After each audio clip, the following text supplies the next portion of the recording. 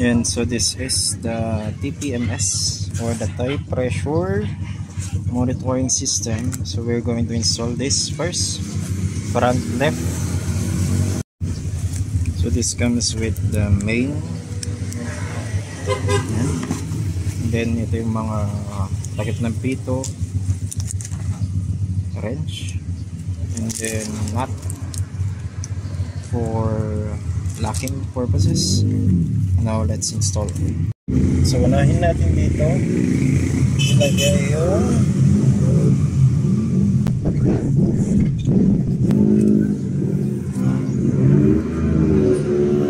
nut natin.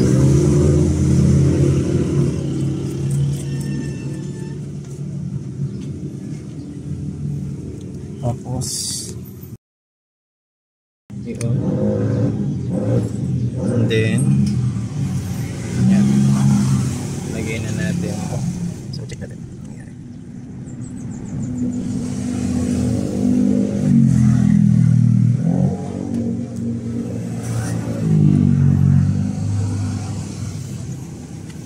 Meron pa nag-register? Yan. So front left, nag-register na siya. Yan, next install natin is the rear left.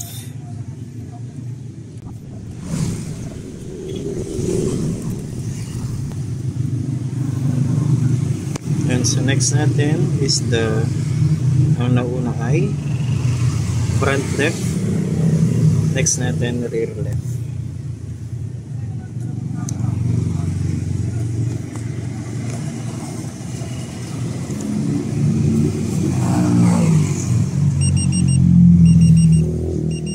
Yun, tumunog siya kasi 22 lang. So guys, yan, natignan nyo. So the result is 22 PSI. Mas mababa sa recommended, kaya tumunog siya. Yan, minunit ko lang siya. Next naman natin ngayon is yung front right. So wala pa siyang registered. At kunin natin si front right.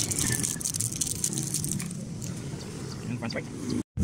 Okay, yung locking nut muna natin lalagay.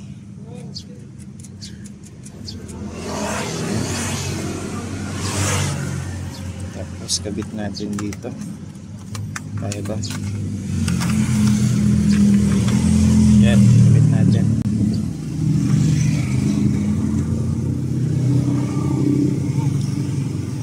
Front right.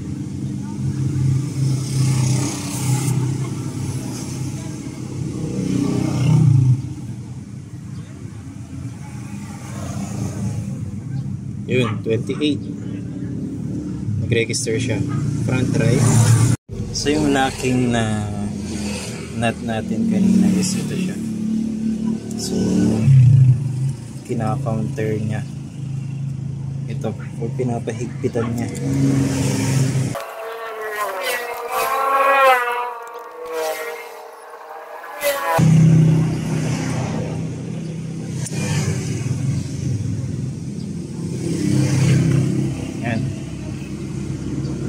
Final natin yung rear left, yung kulang.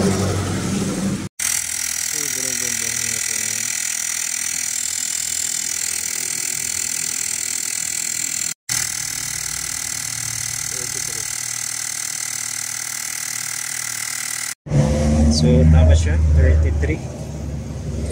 Okay naman, accurate yung rear left.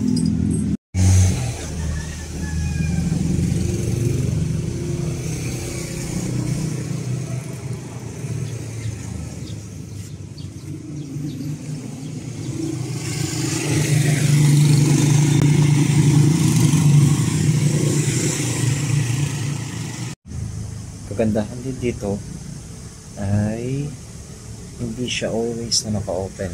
So kapag iiwan nyo yung sasakyan nyo, automatic na mag-off siya. Tapos paano naman kung sasakay na kayo with slight vibration, yun,